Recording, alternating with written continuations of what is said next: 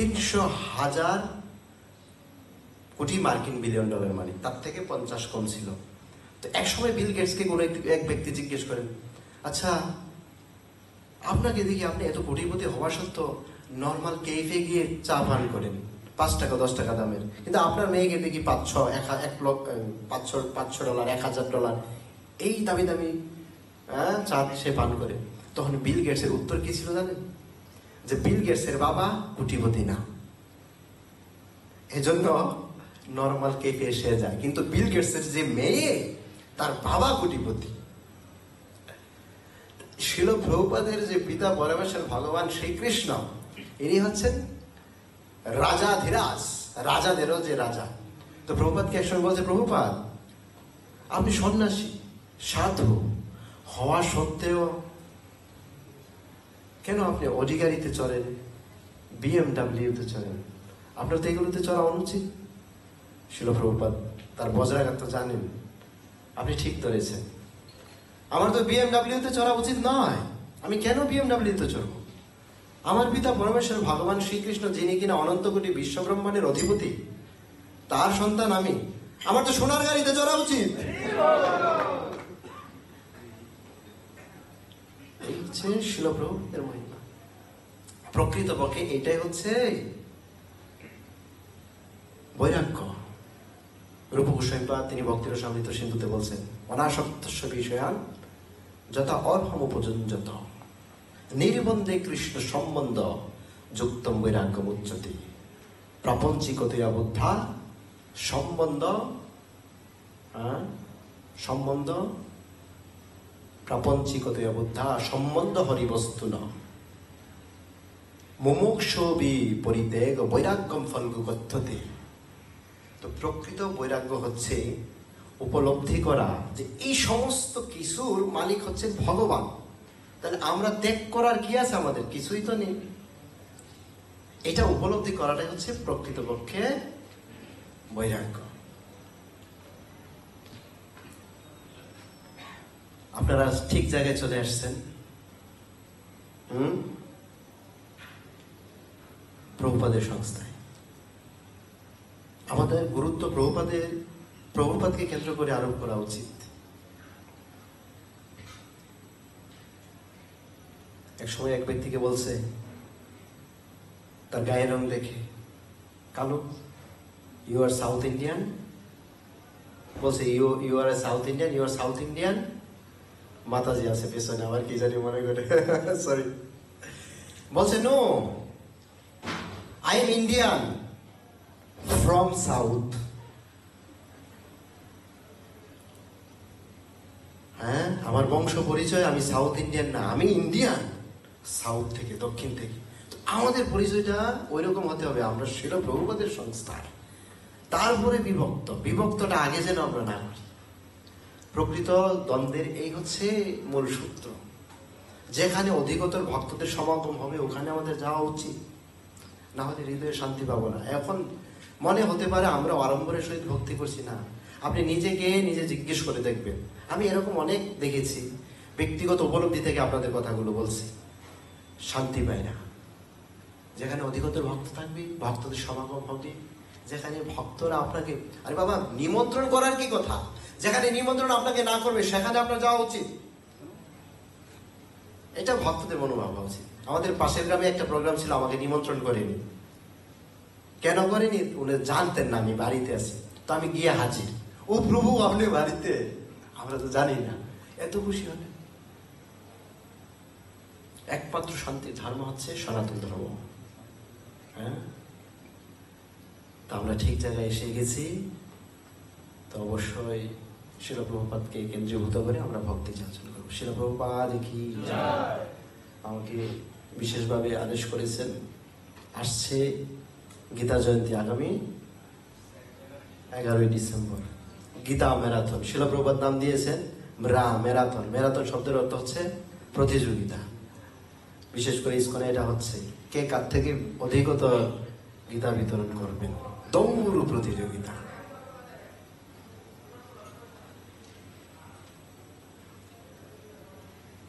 আমরা ভগবদ্গীতা থেকে একটা শ্লোক অধ্যয়ন করব। 4 অধ্যায় 36 নম্বর শ্লোক।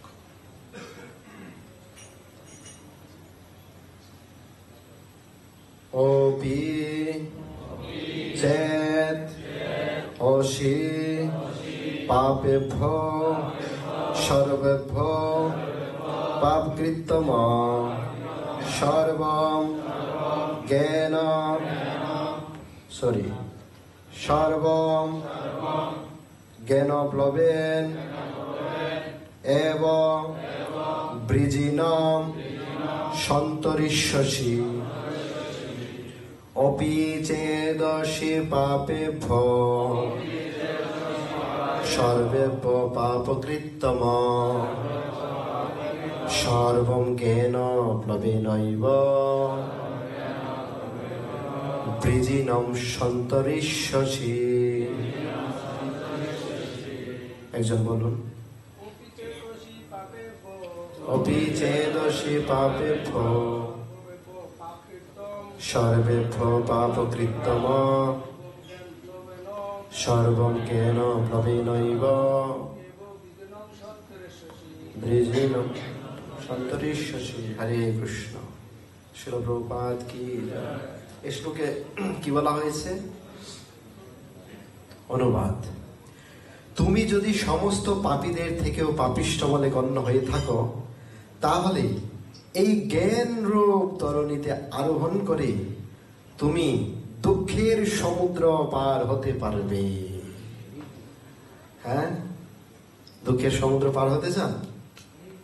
তাহলে এই নৌকারূপ তরণীতে আমাদের প্রত্যেকে আরোহণ করতে হবে। এখন এই মাঝখানে কেউ বলতে পারেন, আমি সাঁতার জানি। হ্যাঁ, নৌকাতে চলার কোনো প্রয়োজন নেই। ঠিক আছে, নর্মালি যখন আপনি ছোটখাটো একটা নদীতে পড়বেন, সাঁতার কেটে চলে আসতে পারবেন, সেই সুযোগ আছে। এটা পুকুরে আপনাকে নামিয়ে দেওয়া হলো বা জাপ দিলেন, ওখান থেকে ছুটে চলে আসতে পারবেন। কিন্তু ধরুন আপনি ভব সমুদ্রে আছেন, সমুদ্রের মাঝখানে আছেন, সাঁতার জানলে কাজ হবে? এই জন্য এই গীতারও তরণীতে আমাদের আরোহণ করতে হবে। গিরিরাজ মহারাজের কথা আপনারা অনেকেই জানেন। গিরিরাজ মহারাজ যখন ছিল প্রভুপাদের কাছে ছুটে গিয়েছিল প্রভুপাদের দর্শনে, হ্যাঁ, তার এমন এক অবস্থা হয়েছিল সে প্রভুপাদ ছাড়া কিচ্ছু বুঝতো না। তো প্রভুপাদের কাছে সে চলে গেল। তো কয়েকদিন পর তার বাবা মা, কোটিপতি সন্তান ছিলেন গিরিরাজ মহারাজ, তো বাবা মা গেলেন, এই নেন ব্ল্যাঙ্ক চেক, এই ব্ল্যাঙ্ক চেক রাখুন আর আমাদের পুত্রকে আমাদের কাছে ফিরিয়ে দিন। তো গিরিরাজ মহারাজ বলছে, প্রভুপাদ আপনি এক কাজ করেন, এই চেকটাও রেখে দিন, আমাকেও রেখে দিন। তো শিল প্রভুপাদ তাকে বোঝাতে লাগলেন, না তুমি যাও, কোনো এক সময় তোমার বাবা মাকে বুঝিয়ে পুনরায় তুমি চলে আসবে। তো যে গিরিরাজ মহারাজকে বাড়িতে নেওয়া হলো, তৎমুহূর্তে তার বাবা মা ভাবতে লাগলেন যে তার হয়তোবা কোনো সমস্যা হয়েছে, তাকে সাইকিয়াট্রিস্ট দেখানো প্রয়োজন। তখন সাইকিয়াট্রিস্ট দেখানো হলো। তাকে একটি কক্ষে দেওয়া হলো ওই সাইকিয়াট্রিস্টের সাথে। অনেকক্ষণ ধরে কথোপকথন হচ্ছিল তাদের মধ্যে। তো কোনো এক সময় ওই সাইকিয়াট্রিস্ট গিরিরাজ মহারাজকে জিজ্ঞেস করেন, আচ্ছা তোমার প্রকৃত সমস্যা কি? তো গিরিরাজ মহারাজের উত্তর ছিল, আমার সমস্যা হচ্ছে জন্ম মৃত্যু জরা ব্যাধি দুঃখ দোষ অনুদর্শন। গীতার আলোকে, গীতার পরিপ্রেক্ষিতে সমস্ত প্রশ্নের উত্তর তিনি দিয়েছিলেন। তো ওই সাইকিয়াট্রিস্ট ভাবতে লাগলেন, ওরে বাবা, তার যে জ্ঞান, হ্যাঁ, আমি যদি আর কিছুক্ষণ ওর সাথে আমি থাকি, আমিও হরে কৃষ্ণ হয়ে যাব। তো বের হয়ে আসলেন 1 ঘন্টা পর। বাবা মা জিজ্ঞেস করলেন, কি বুঝতে পেরেছেন? তো সাইকিয়াট্রিস্ট বলতে লাগলেন, হ্যাঁ বুঝতে পেরেছি, আপনার সন্তান যে অবস্থায় আছে, আমি যদি আর কিছুক্ষণ তার সাথে সময় অতিবাহিত করি, আমিও হরে কৃষ্ণ হয়ে যাব। এই জন্য আমাদের গীতার আশ্রয় প্রত্যেকের গ্রহণ করা উচিত। সাঁতার জানি, সমুদ্র থেকে কি করে আসবেন? আর একটি পরিসংখ্যানে দেখা গিয়েছে কি জানেন, 100 জন লোক সাঁতার জানা লোক 100 জনের মধ্যে 85 জন মারা যাচ্ছে। সাঁতার জানা লোক মানে 100 জন লোক যে মারা যাচ্ছে তার মধ্যে হচ্ছে 85 জন সাঁতার জানা লোক। কেন জানেন? তার মধ্যে বাস্তবিক একটা ঘটনা হচ্ছে জগন্নাথপুরীতে মহারাজরা ছিল, অনেক ভক্তরা ছিল ওখানে। এক ভক্ত উনি ভালো সুইমার, ভালো এক্সপার্ট, সাঁতার কাটতে জানেন। তো অনেক দূর যেতে লাগলেন, ভক্তরা নিষেধ করতে লাগলেন আর ওখানে যেও না, সমস্যা আছে ওখানে গভীর। তো সে ভক্ত, না আমার কোনো সমস্যা হবে না। ও কৃষ্ণ, কিছুক্ষণ যাওয়ার পরে ঠিক সে ফিরে আসতে পারতেছে না, হাত তুলে সাড়া দিচ্ছে। তো অনেক ভক্তরা বললো ওখানে গিয়ে হরি বল দিচ্ছে বোধহয়। কিন্তু মহারাজ ছিল পাশে, বলতে লাগলো না, সে সমস্যায় আছে। হ্যাঁ, যদি আমরা নিজেদের অত্যন্ত পণ্ডিত মনে করি, কাজ হবে না। যদি মনে করি এক্সপার্ট সুইমার আমরা, তাতেও কাজ হবে না। এই গীতারূপ তরণীতে আমাদের আরোহণ করতে হবে।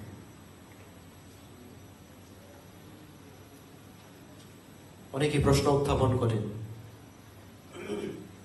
প্রভু গীতার অর্থ তো বুঝি না, সংস্কৃত শ্লোক অত্যন্ত কঠিন, উচ্চারণ করতে অসুবিধা হয়, অপরাধ হচ্ছে না তো? না লাল শালু কাপড় দিয়ে পেশি গরমে রেখে দিব? হ্যাঁ, উড়িষ্যাতে একটি কথন আছে, বুঝুক না বুঝুক খাও তিতা, নাকি না সরি, রুচুক না রুচুক খাও তিতা, বুঝুক না বুঝুক পর গীতা। এটা বাংলায়, কিন্তু উড়িষ্যায় বলে রুচুক না রুচুক খাও তিতা, বুঝুক না বুঝুক পর গীতা। রুচিতে বাধুক বা না বাধুক, আপনি যখন রোগাক্রান্ত হবেন ঔষধ সেবন আপনাকে করতে হবে, হ্যাঁ কি না? তদ্রূপভাবে আমরা যারা তথাকথিত সনাতন ধর্মাবলম্বী, তথাকথিত কেন বললাম? নিজেদেরকে সনাতন ধর্মাবলম্বী বলে আমরা দাবি করি, কিন্তু সনাতন ধর্মের যে বিধান আমরা বা অনুশাসন মেনে চলছি না। এক সময় এক দাদু ছিল, দাদু ডাকছে নাতিকে, নাতি আয় আয়, চলে আয় তাড়াতাড়ি, গীতা শ্রবণ করাবো তোকে। তো নাতি বললো, দাদা প্রত্যেকদিন দাদু তুমি আমাকে গীতা শোনাচ্ছ, শ্রবণ করাচ্ছ, কিন্তু আমার মাথায় তো কোনো কিছু থাকে না, গীতার শ্লোকের অর্থ বুঝি না, এবং শ্রবণ করার পরও তা মাথায় থাকে না।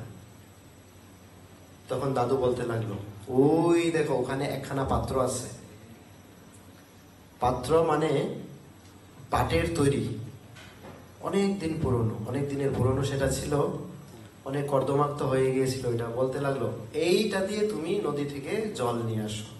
তো নাতি বলতে লাগলো, দাদু এটা কি করে সম্ভব? পাটের মাঝখানে তো ছিদ্র আছে, কি করে সম্ভব? তো দাদু বলতে না, তুমি এক্সপার্ট, তুমি বুদ্ধিমান, ইন্টেলিজেন্ট, তোমার দ্বারা সম্ভব, তুমি গিয়ে নিয়ে আসো। ও আমি বুদ্ধিমান তাই না? এই কথা শুনে সে দৌড় দিল, যে জল নিতে শুরু করলো। আস্তে আস্তে এক ফোঁটা জল ছিল না। তখন দাদুকে বলতে লাগলো, দাদু এটা তো কখনো সম্ভব না, জল কি করে নিয়ে আসবো এটা দিয়ে? তুমি আবার ট্রাই করো, এবার একটু তাড়াতাড়ি চলে আসবে। তো সেই দাদুর কথায় আবারও পুনরায় সে অবগাহন করলো, গিয়ে আবারও নিয়ে আসলো, এক ফোঁটা জলও ছিল না। তৃতীয়বার, এবার তুমি দৌড়ে আসবে, এবার তুমি নিশ্চিত পারবে। ঠিক দৌড় দিয়ে যেতে লাগলো, যেতে যেতে আবারও যখন একদম নদীর মাঝখান থেকে জল নিল, আস্তে আস্তে যত দৌড় দিবেন তত জল তাড়াতাড়ি পড়বে, হ্যাঁ না? আসার পরে এক ফোঁটা জল ছিল না। তখন নাতি বলতে লাগলো, তার থেকে দাদু ভালো ছিল, গীতাই শ্রবণ করে নিতাম আপনার কাছ থেকে। তখন দাদু বলতে লাগলো, গীতার অর্থ তুমি বুঝো বা না বুঝো, যদি নিয়মিত কেউ গীতা অধ্যয়ন করে, গীতা শ্রবণ করে, হয়তোবা আমাদের মেমোরিতে অনেক শ্লোক থাকবে না, অনেকে আছে আমাদের, ওই জন্য প্রশান্ত প্রভু আছে, গীতার অধিকাংশ শ্লোকই ওনার মুখস্থ, অনেক অধিকাংশ শ্লোকই মুখস্থ। তো দাদু বলছিল, তোমার গীতা শ্লোক মনে থাকে বা না থাকে, কিন্তু গীতা যদি আমরা নিয়মিত অধ্যয়ন এবং শ্রবণ করি, আমাদের হৃদয়ের কলুষতা নিশ্চিত রূপে বিদরিত হবে। তাহলে গীতার আশ্রয় আমাদের অবশ্যই গ্রহণ করা উচিত। এক বিধর্মী বলছিলেন যে সনাতন ধর্ম অত্যন্ত প্রাচীন ধর্ম, কিন্তু তখন পাশে যে ব্যক্তি ছিল সে বলছে সনাতন ধর্ম প্রাচীন ধর্ম, ঠিক আছে, আবার কিন্তু কি? কিন্তু হচ্ছে প্রাচীন ধর্ম ঠিক আছে, কিন্তু সনাতন ধর্মাবলম্বী যারা আছে তারা তাদের নিজেদের ধর্ম নিয়ে চর্চা করে না। এইটা হচ্ছে কিন্তু, হ্যাঁ, মহাত্মা গান্ধী, আপনারা নিচে দেখবেন কোড আছে, দেওয়া আছে মন্দিরে ঢোকার সময়।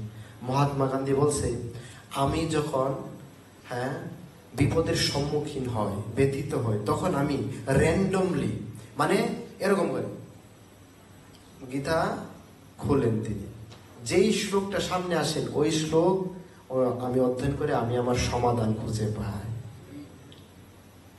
তাহলে ভগবত গীতার গুরুত্ব আমাদের জীবনের কত রয়েছে আমাদের জীবনে। অনেক সময় প্রভুরা বললেন, প্রভু মন্দিরে আসি শান্তি লাভের জন্য, হ্যাঁ, আমাদের বাসায় অশান্তি, কর্মক্ষেত্রে অশান্তি, মন্দিরে আসি একটু শান্তি লাভের জন্য, কিন্তু মন্দিরে আসার পরও সেই একই অশান্তিতে আপনারা ফেলে দিন। যে প্রভু জপমালা নিন, গীতা নিন, কণ্ঠীমালা ধারণ করুন, হ্যাঁ, সে একই অশান্তিতে আপনারা ফেলে দিন। তো এক মা এক ছেলেকে বলছিল, বাবা যাই করিস না কেন, ভুল ক্রমেও ইস্কনের গীতা কিন্তু অধ্যয়ন করবি না। এটা কোন কথা? কারণ কি বাবা, ওই পাশের বাড়ির ছেলেরা ইস্কনের গীতা নিয়ে এসে অধ্যয়ন করা শুরু করেছে, মাছ মাংস খাওয়া সব ছেড়ে দিয়েছে। ইস্কনের গীতা কখনো অধ্যয়ন করবি না। এমনকি ইস্কনের মন্দিরে যাওয়ার পর ওই প্রভুরা পুষ্প নিয়ে আসে, ফুল নিয়ে আসে, আঘ্রাণ করায়, ওই পুষ্পের গন্ধ নিবি না। আবার মাথার মধ্যে জল ছিটিয়ে দেয়, জাদু টুনা করে রে বাবা, সাবধান কিন্তু। হ্যাঁ, তো এইরকম কিছু কুসংস্কার আছে।